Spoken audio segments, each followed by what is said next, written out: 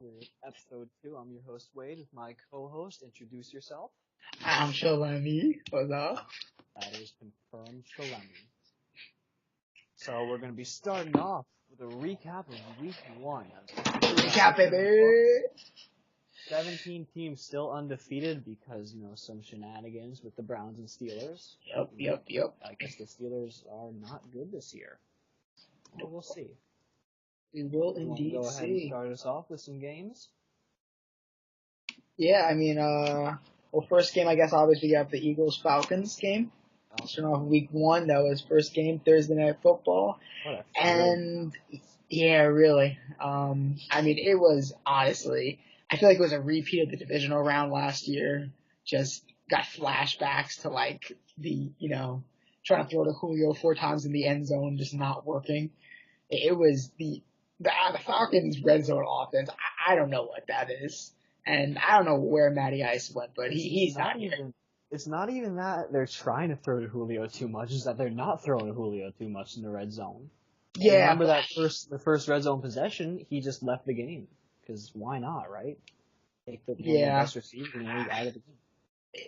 It's just like everything they do in the red zone is just like it makes no sense.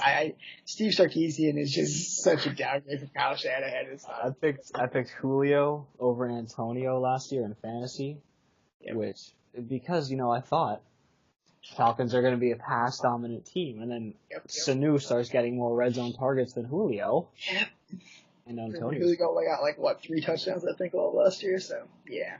I have to say, the Falcons' defense definitely looked nice, as well as the Eagles. The Eagles are insanely deep defense, as well as the Falcons. But obviously, the Falcons has major injuries. We'll get into that later. Big caveat there. Yeah, we have some major injuries, but the defense looked really good at least week 1. Obviously, some caveats, but the offense, I don't know what they're doing. I don't know. Matt Ryan, it doesn't look the same. Steve Sarkisian is Freeman struggle.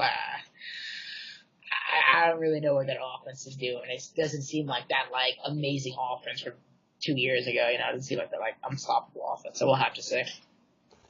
So Eagles 18-12 over the Falcons. Yep. Next game up is Bills-Ravens. There's really not much to say here. Ravens absolutely stomped them 47-3. Yeah, it was not close. That was not close. I watched 1 minute of that game. I'm like, nope, I can turn this off. I don't really need to watch this. Yeah, Flacco played well.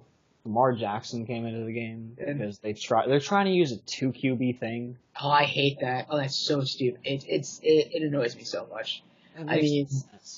You're just taking Flacco out of his rhythm. You're putting Lamar in these gimmicky plays where it's he's not really getting any experience anyway. What he'll actually have to do. It to me just seems like they're kind of trying to do it to appease the people that are calling for Lamar Jackson to replace Joe Flacco. They used him as a decoy on an end around, just to hand it off up the middle. It's not looking good in that department. But besides that, the team looked amazing. Obviously it was against the Bills, and based on how the Bills look, that could be the number 1 overall pick, as a lot of people are saying now. Unless Josh Allen, we'll see. You start Nathan Peterman, you're planning to lose. Let's be honest here. Yeah, I have no clue why they traded AJ McCarron for a fifth. I think that to me is probably their biggest blunder of the offseason. Because Allen obviously was he was a project pick. He has immense upside. There's no doubt about that. But trading AJ McCarron, who was supposed to be your bridge quarterback, in order to start Nathan 5-pick Peterman. It blows my mind what the Bills were thinking there.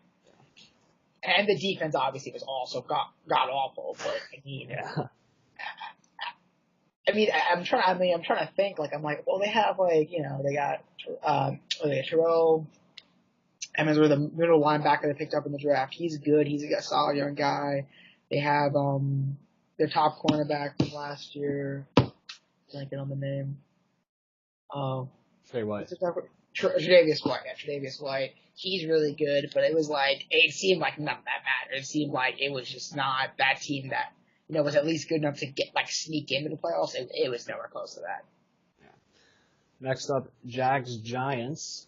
Jags 20-15 over the Giants. Saquon had his one highlight. Big run. That one big rush. I mean, I definitely think we have to give the Giants obviously playing an amazing defense. The Jags do not seem to have regressed at all, at least on the defensive front. Yeah. And so I think like Saquon, Odell, a lot of those big playmakers they have on offense, there may be a couple games this year where they're not playing teams like the Jaguars that will really be like, okay, wow, this is what people are talking about. But I mean, as of that game, they weren't really what people were, I think, were expecting.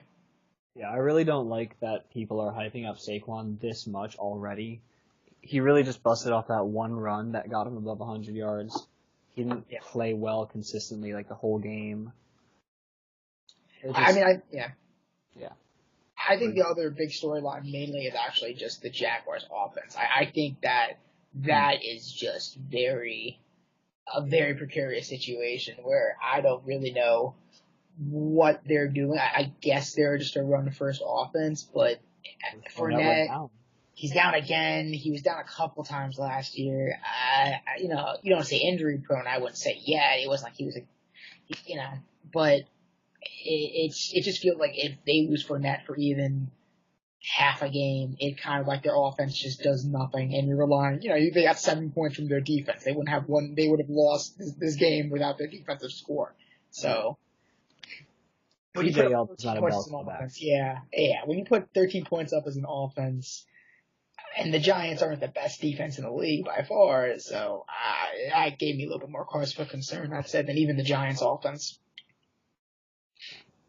Next up, this one, biggest surprise of the week, let's be honest, 48-40 Bucks over Saints. Ooh, Ryan Fitzpatrick leading the charge. Ryan Fitzmagic. Now, as a Jets fan, I can attest that there are some weeks where you will get the greatest bit of Fitzmagic we will ever see.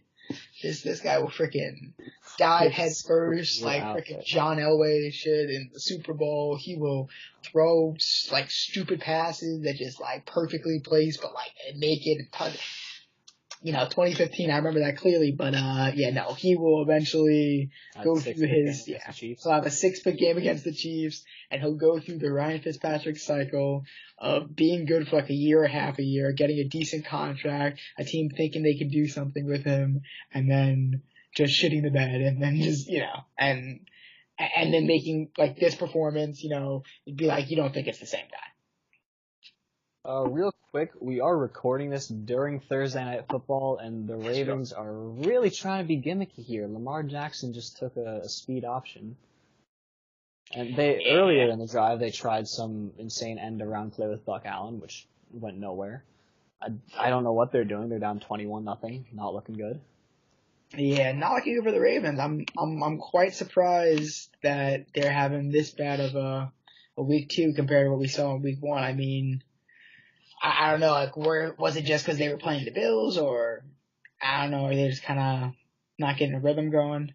I'm not really sure, but I said last episode I really do have faith in Joe Flacco this year. I think he's going to be great, but he threw a pick on the second possession. Yeah. All right. Well, finishing up the Bucs Saints, I also have to say I think we have to definitely point out the Saints defense. I don't know what happened there, but I don't. Yep. Your mic cut out. Oh damn. My mic kind of cut out there. Oh, okay. No, I was just saying. I do not think the Saints have regressed nearly that much on the defensive end. I mean, they have way too many playmakers there. Young guys, old veterans. They picked up Demario Davis, who was a solid player last year. I don't think they're going to regress that much. I think this was just an aberration, and I think that next week they're going to come out and be hungry against a Browns team that, still hasn't got a win in over a year. So that's their best start in how many years? Yeah, really. Patriots, 27-20 over the Texans. Deshaun Watson did not play like people thought he would, did not play like the Texans-Pats game last year. Yep. I do have to say, though, I was a little bit impressed with his second half. He definitely had a much better second half. And, obviously the last play was a Hail Mary. So it wasn't I wouldn't say that he didn't really pull it back at all, but I also wasn't. I shouldn't be. I don't think anyone should really be surprised, and I really wasn't that surprised because he's coming off an ACL tear. This whole team was basically on the IR last year, so they're gonna need a couple games to really gel together as like a team. Absolutely. Like, he has, how many total games has he played in his career? Not that many. Yeah. Not enough to be a consistent quarterback yet. Yeah. And obviously he's playing against, Tom Brady and Bill Belichick. You don't really got to say much. Gronked, touchdown spikes. I mean, I wasn't too surprised. And they were playing Foxborough too. So it just, Yeah, Brady had 3 in the first half. They put up a good fight. I'm not too surprised or disappointed with that one at all. Right. For all of you that bought into the Jimmy G hype, does this game cast some doubt? Vikings 24-16. That is, first career loss for the Golden Boy, Jimmy G, Tom Brady Jr. I don't know. I mean, the Vikings' defense obviously looked just as dominant as it's always been. 3 picks on Jimmy G, some fumbles. They looked very good. Shut down the run. Kirk Cousins looked solid in his debut. I mean, he didn't look, like an $84 million guaranteed man, but he did look like, I'd say, an upgrade over Case Keenum. Now. Okay, well, I think he's an upgrade over Case Keenum, who I think will regress back to the mean as shown by his 3-pick game. Anyway. So, all right. But, I'd say that this game was kind of expected. I think definitely 49ers were hyped quite a bit. And there was, Jerick McKinnon was a pretty major injury to that offense, which really isn't fully developed yet. Kyle Shanahan will figure something out. Probably will pull something out of his ass. Him and Sean McVay. They just kind of know how to do that. They really do. Some people are good at things, and we are not. Yep. Next game was fun in the rain. Dolphins-Titans. Oh, yeah. The longest game in NFL history. Special teams. Was it actually? Yep. Longest game in NFL history. They went like 7 or 8 hours in total. The rain delays. So, obviously the 2 rain delays. Awful game for the most part. It kind of got exciting right at the end, but okay. I mean, I'm more concerned. We wasted our time. Yeah. This is what I was talking about with the Titans, though, in our first video about when I was predicting their record. I really felt a major regression. I think I had them at 7-9, and I think that was definitely justified. I mean, Mariota went down. He may or may not be playing this weekend. That's still a little bit up in the air. Delaney Walker out for the season. I think they may have maybe one of their tackles went down too. It was just not a good day for that Titans team. Not at all. Dion Lewis showed some spark though. Yeah. Low and positive there. Yeah, I mean, there was something there, but I mean, considering you're losing by 7 to the Dolphins, which I don't think they're that good of a team, and I think that maybe the Titans are just even worse than I even thought. Not a good sign for the Titans here. Andrew Luck lost his return game by 11 to the Bengals. The Bengals, yep. I mean, this was definitely a close game going to the end, last minute or so. Andrew Luck had a chance to kind of drive down the field, down by 4, win the game, but, threw it to a guy, got hit, fumbled, and taken back for 6. So, I mean, I think at the end of the day, it's just kind of everyone was really hyping up for Andrew Luck to return, but at the end of the day, the team sucks just as much as it did before he broke his shoulder snowboarding, of course, now that we find out, but right, yeah, doing some Madison Bumgarner stuff, he's a pitcher for the Giants. You don't do baseball references. I know, but he did dirt bike things, stupid shit. This is same thing. But it's the same team he left basically, just different names. So. Right, if they can bring back that 2014 Luck to Hilton connection, then their offense might have a chance, but defense is still lackluster. Yeah, defense is still lackluster, and I think even that Hilton or whatever is the Hilton Luck collection still might pull them, but yeah. Not sleep on Yeah, I know, but that team just, I think that they need a year or two. I think they're moving in the right direction by a year or two, which should have been a year. They should have been a year or two, but you know, Luck's not going to come back and just like that, Bengals looked all right. That first game, obviously looking a lot better tonight as we're kind of keeping our eyes on the score as we're recording this, but they looked all right. Their defense obviously was pretty solid. Offense was decent, but it was definitely still a close game. Right. All right. Introduce this next one. Have we? I don't think we talked. Have we talked Steelers Browns yet? I don't think we talked Steelers Browns, have we? Oh, no, the schedule up. I'm just going down the list here. Yeah, I don't think we talked Steelers Browns yet. Yeah, Steelers Browns. 21-21. 21-21. Have the overconfident Steelers finally had the shitty teams caught up to them? I don't know. I mean, it's not looking like those Steelers that would just dominate the Browns twice a year, get 2 easy wins and go home, and sleep easy. I don't know. Well, that's been every team that faces the Browns, but yeah, I mean, Browns with one of the most hyped up draft classes. Yeah. Denzel Ward got 2 picks on Ben Yes, Denzel Ward looked very nice, picking off a guy who's going to the Hall of Fame eventually one day. So, that's a nice way to start your career. 2 picks starting a career.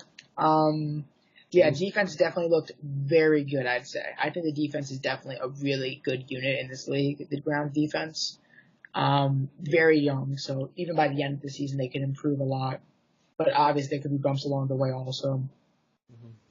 But their offense, I think, is still just not up to speed, really. I think Tyrod is he's good, but honestly, I think they should put Baker in. I think he would maybe give them that spark they need. Yeah. Let Tyrod really show he's not ready or not fit for the starting QB job first. Yeah, but I mean, I feel like, honestly, I know the reason Tyrod's in, the whole reason he's in is because, probably Hugh Jackson thinks he has a better chance of winning, so he won't get fired with him. But I think, honestly, Baker may give him a better chance. I think Baker can just throw it better. And all I was seeing from that game was just Tyrod running. And I think, Baker can throw 1 or nice 2 passes. Josh Gordon, Jarvis Landry really give him opportunity for a big play. I don't know. But of course, if you want to picks in a rookie game, and then they totally lose the game. So, if you want to get at Tyrod for running, that'd normally be all right. But given the horrendous weather circumstances, That's true. Yeah, take that into account. That's why James Conner got that many carries. Yeah, that's definitely true. And he obviously fumbled at the end too, probably. Didn't help that it was that rainy, but that's an interesting situation too, that Le'Veon James Conner situation. I think, just pay him. Yeah, just pay him. Next game here, which Chiefs Chargers? Chiefs Chargers, yeah. All right. Yeah, that was dominant. Chiefs dominant. I agree. I think Patrick Mahomes could definitely be the real deal. Yep, the very first time Tyreek Hill touched the ball in that punt return, touchdown. Next time he touched the ball, touchdown. Yep. I mean, I was expecting a lot more out of this Chargers team. I'm not gonna lie. I had them, as my division winners. I thought maybe a sneaky Super Bowl pick. I thought they really had the talent. But, Joey Bosa didn't play, and that was kind of, a little bit unexpected. Not that I don't think it would have really made that much of a difference, but, they just got beat pretty soundly, even though they kind of came back a little bit at the end. It really wasn't as close as it seemed. I think they got a last-minute touchdown. Yeah. To try to get it closer, but even that, it really wasn't even at that close as 10 points. But Chargers really could not get it going early. They had 3-and-outs. They had too many 3-and-outs this game. Yeah. Their offense is definitely still promising. Melvin Gordon was great out of the backfield. Couldn't get in the end zone, though. Keenan Allen looked great. Did look great. He did look very good. I mean, obviously, and then Travis Kelce, actually, that's the one thing they did well, was hold Travis Kelce in check. He got nothing in that game. So that was at least one thing the Chargers can pat themselves on the back for there, but that's kind of it. All right. Next game, I got Cowboys-Panthers. So that was definitely interesting game. I watched I'll a just let decent you bit. talk about this game. Yeah, I watched a decent bit of the game. So I have Zeke on my fantasy team. I was like, yeah, let me see how they're doing. And boy, oh boy, that Cowboys offense does not look good. It just does not look good. I mean, they really didn't give Zeke enough touches, but even if they did, I don't know if that would have been enough. I mean, they were playing a very talented Panthers defense. The Panthers defense has been really good, top 10 at least for like years now, but it just did not, the offensive line did not look as dominant. It really just didn't look like that offensive line where it's like 3 all-pros and they're all just like plowing guys over. Zeke didn't look even as explosive, but, that could be because of how good the defense was. And then Dak and that wide receiving core, plus tight ends, oh my God. It was hard to watch. It was just like 5-yard throws to Cole Beasley who gets lit up, and the Panthers are just happily giving it to him because they know they're not going to get a first down. It was not good. Yeah, boring slugfest. 16-8, Panthers win. Who cares? Yep. Straight up, who cares? Yeah. I don't have anything to say. Panthers offense didn't look very good either, but I mean, it was definitely a defensive game. So next game we got Redskins Cardinals.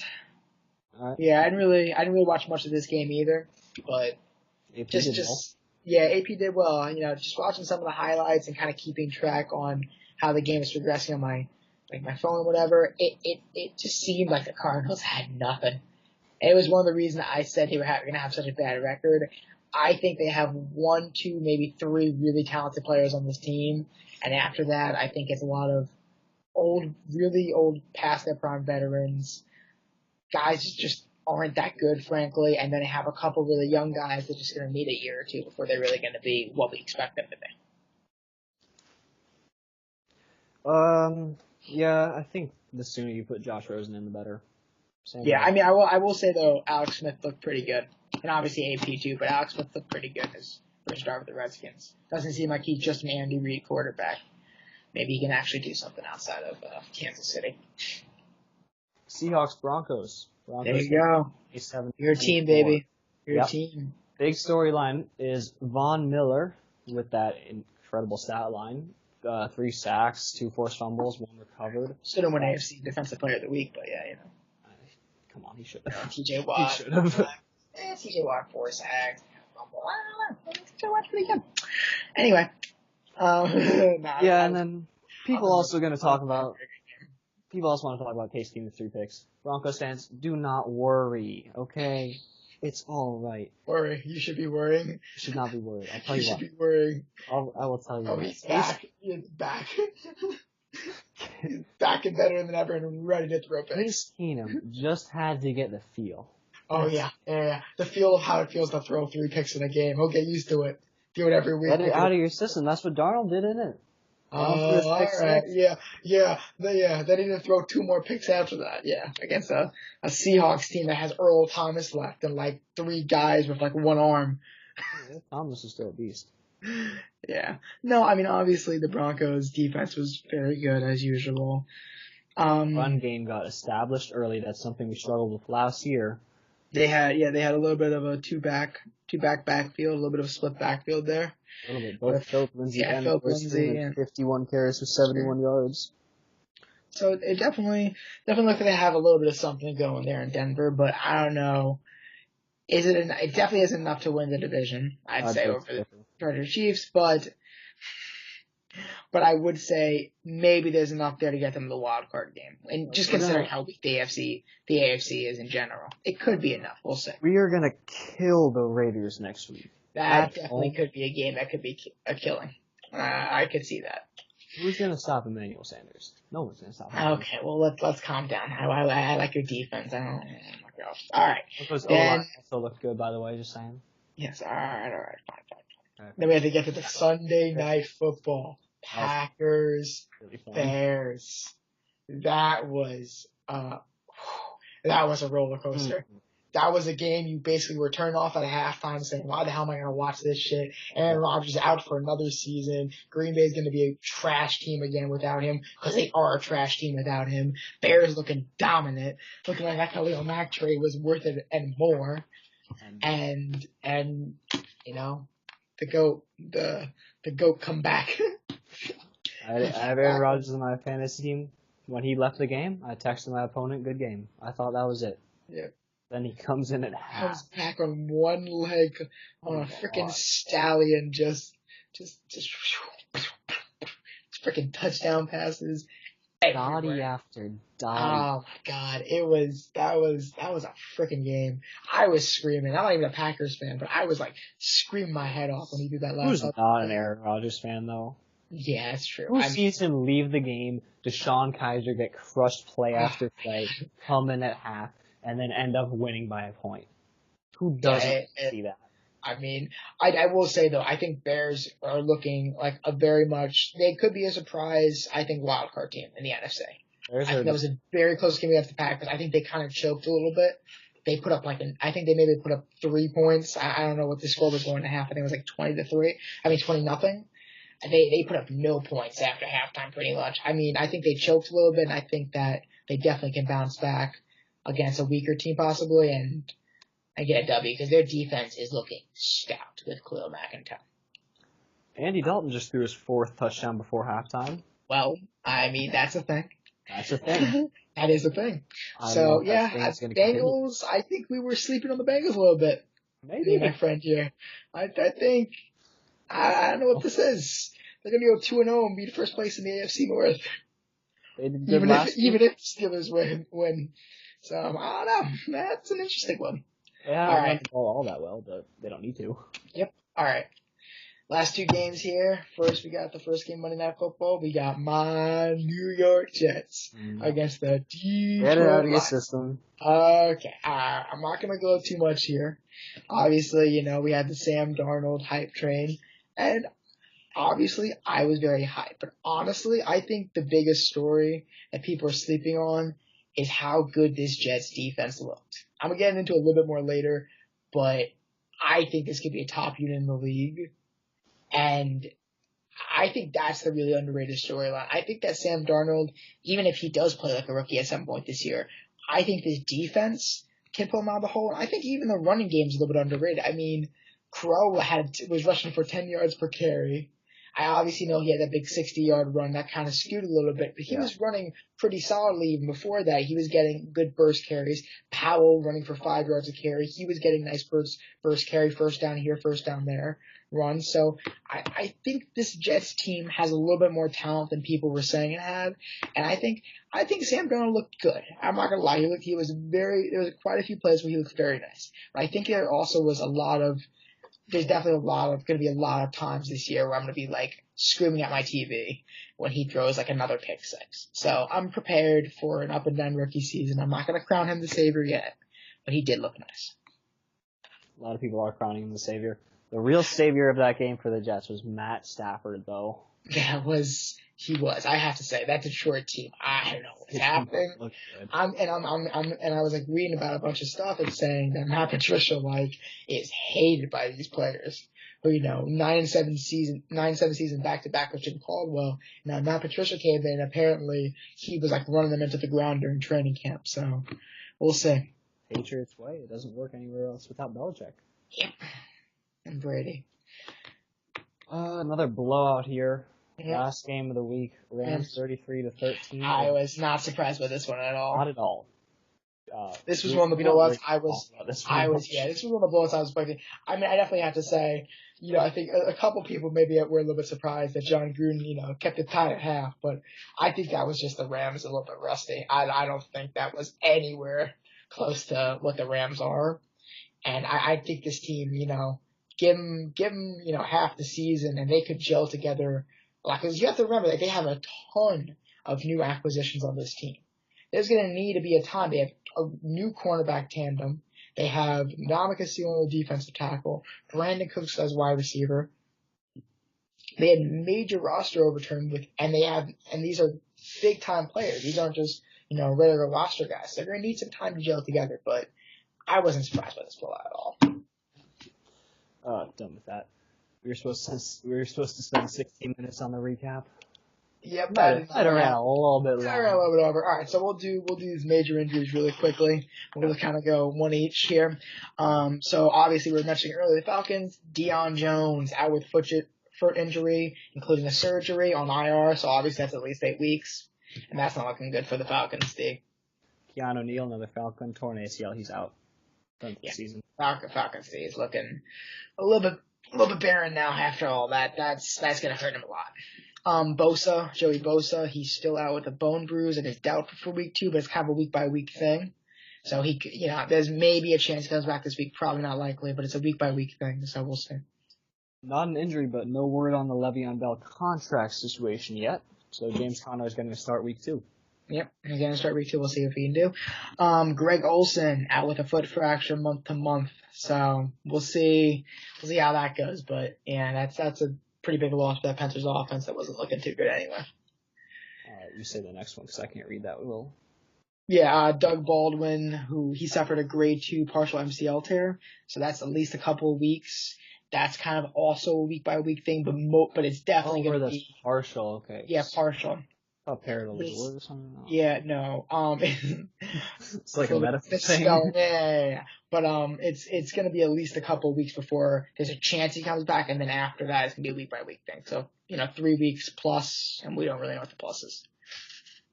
Delaney Walker dislocated ankle in a very gruesome injury. If you saw it, he's out for the season. Yep. No chance he comes back. Mariota, another tight end elbow injury, but most likely for week 2. I'm reading kind of a lot. I've read a couple of different things about it. Definitely, I know I can read. It's very impressive. It's kind of up in the air a little bit, but most likely they're going to start him. But I don't know. That Titans offense is without Delaney Walker. I think Taylor and Wame went down too. I don't know. We'll see. Aaron Rodgers, he came back, but he still got that sprained knee. He's listed as day-to-day, but come on, he's going to play. Yeah, it's Aaron freaking Rodgers. And then finally we got LeGarrette Blount knee injury from practicing, so we'll see about that. Knee injury, but he is practicing. Yeah, he is practicing, so. All right, so now we're into predictions for next week's game. So obviously we're not going to predict this first game as it's currently happening. I had the Ravens winning. I did. Yeah, I was kind of thinking Ravens winning too, but obviously not looking like that unless they mount a major second half comeback. But yeah, I mean, so we'll kind of skip that one. Next we got Panthers-Falcons. Panthers. Let's make this quick. Yeah, no, I'd probably take Panthers. Colts, Redskins. Andrew Luck wins this one. I'm gonna take Redskins actually. I think Alex Smith. Maybe has something there. Maybe. Texans, Titans. Texans, no brainer. Yeah, Texans, no brainer. Mariota most likely plays, but even if he is, he's playing injured without his tight end. Maybe without like a good offensive lineman. Yeah, I'm taking that Texans defense to kill Mariota all day. Eagles, Bucks. I want to say Eagles, but with what the Bucks just did to this game. I mean, yeah, I'm still taking Eagles though. I don't care. I'm still taking Eagles. You gotta go Eagles reigning Super Bowl. I mean, I don't trust Fitzpatrick for more than a week or 2 in a row, and then he's gonna throw 6 picks and make me cry. Chiefs Steelers. I don't know. Chiefs. Yeah, I'm taking Chiefs even though the Steelers at home. I think the Steelers are just not a put together team. I think they have the talent, but they just can't put it together. And I think that this year is just gonna not start going down the hill. Dolphins, Jets. I got the Jets at home. Yeah, I got the Jets at home. I mean, it's a home game. Jets look very good. Obviously, Dolphins won too. I don't think it's gonna be a blowout. I think maybe last week was a little bit of a kind of a lucky outlier game. But I do think the Jets will win this one by possibly a touchdown, I'd say. Yeah, the opponent quarterback's not going to throw 5 picks every single week. Yeah, exactly. Chargers, Bills, this is as much of a sure thing as you can get, but, as you saw last week, it's not necessarily a real thing. Yeah. But I will still say Chargers because it's the Bills. Yeah, I mean, I'm going Chargers too, even though it is Bills at home and, Chargers have to adapt in the LA time. I just can't see the Bills winning a game. it just kind of doesn't compute in my mind. So I'm just going Chargers. I think that's pretty easy. Vikings Packers. This one's really up in the air. That is probably the game of the week. I'm saying that's my game of the week. I want to say that's my game of the week. Unless Aaron Rodgers doesn't play. If Aaron Rodgers for some reason doesn't play, then I say even if he plays, I'm taking Vikings. I think it was a very close game against the Bears, and that was the Bears. And it was a close game because Rodgers left, though. Yeah, but even still, he wasn't looking amazing before he left. He wasn't. Kind of came back and came with that, Aaron Rodgers bullshit magic. When he needs to play, he plays. Yeah, he does play. I'm still taking Vikings, though. I don't think it's going to be a comfortable win. I think it's going to be a very close win, like possibly field goal. But I think this defense can hold Aaron Rodgers in tow enough, and I think Kirk Cousins and the offense will definitely be able to push around Green Bay's defense. Browns Saints. Give me the Browns in upset.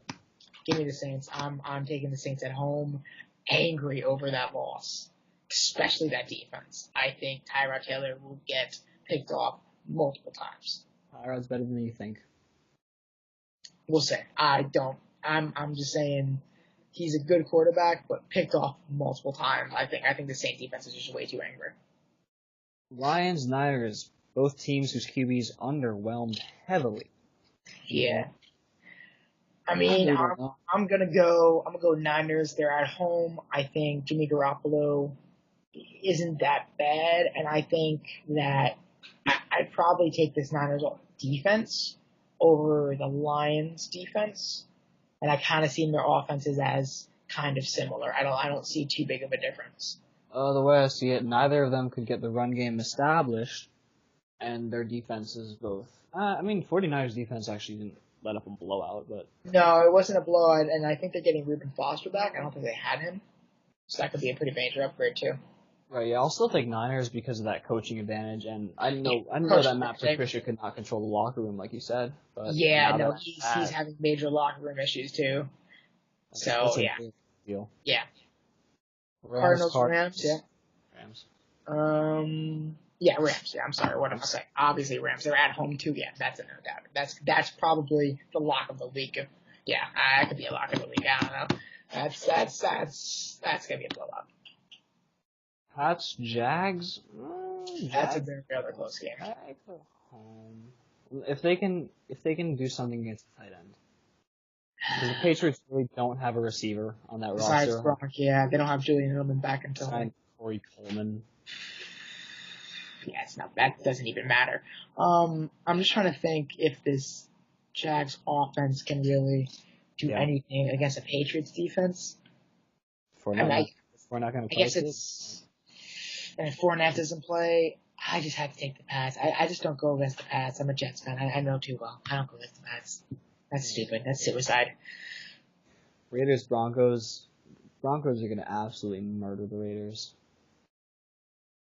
Yeah, I mean, I think it's definitely be a comfortable win. I don't know. Yeah, it's going to be a comfortable win. They're at home, too. It's going to be a comfortable win. That's like a touchdown win, at least, I'd say. Giants, Cowboys. I'll take the Giants here. Over the Cowboys team where Dak hasn't really impressed us in a long time. Trying to think. Actually, I may go Cowboys. I think that Dak will not have a big game, but I think they will feed the Zeke. They will feed the beast. And this defense is not that bad. This Cowboys defense is not that bad. It really has improved. And I think they will feed Zeke. Offensive line will just put their heads down and block for this guy, and I think they could win. Close one, but I think they could win. Cowboys secondary is still pretty weak, though. True. If Eli and Odell can get that connection going, then that's true. I think there's no question. Okay, we'll see. Seahawks, Bears. Well, we saw what Von Miller did to that Seahawks O-line.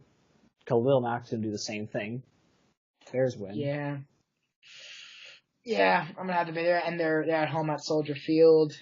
First game in front of the crowds. Yeah. I'm going to take the Bears. I mean, Russell Wilson could have some magic. I mean, he does. He does that too. But that offensive line is such garbage. And he lost Doug Baldwin too. And it just does not help his situation. He's just going to be running around and getting killed like he did last game. Yeah. So. All right, ready for some hot takes? Hot takes after week 1. Let's get it. Go ahead and start us off. All right, my first hot take, and it's a little bit biased, but Okay, that's fine. Man. I think the Jets are top 10 defense this year. Now, hear me out. Mhm. Obviously, this week, they definitely look like it. 10 points allowed only, 339 yards of total offense. Obviously, the 10 points because Sam Darnold threw the pick 6. And then on top of that, Marcus May and then Josh Martin, who's also a starter at outside linebacker, both of them did not start. They were both out injured. And I think especially Marcus May, not so much Josh Martin, is going to be a big upgrade at that safety position, making that secondary even better. And I think with the upgrades at linebacker of Avery Williamson, corner of Trumaine Johnson, I think this Jets defense can really come together. Darren Lee, I think, could really have a breakout season. I mean, he obviously showed it this first game. Jamal Adams, first pick of his career. I think he's in line for really big things. And if Leonard Williams gets one guy to help him off the edge, even if it's just a little bit of help in Henry Anderson or maybe Nathan Shepard, we got the rookie. If he gets any help, I think he can actually get more than a couple sacks this year and be a really solid player. So I think he could be a top 10 pick. Jets definitely got some players on that defense. Bowles is a good coach. They could easily put it together. Now, I really want to go back on mine right here, given the current circumstances of the Thursday Night Football. I had Joe Flacco finishing as a top 10 QB. But he's. So we're gonna skip by that one as Wade makes gloss over that. A little bit of a bad hot take there. I got for my second hot take though. I got Steelers don't win the AFC North. I think this year they get knocked off 5th round.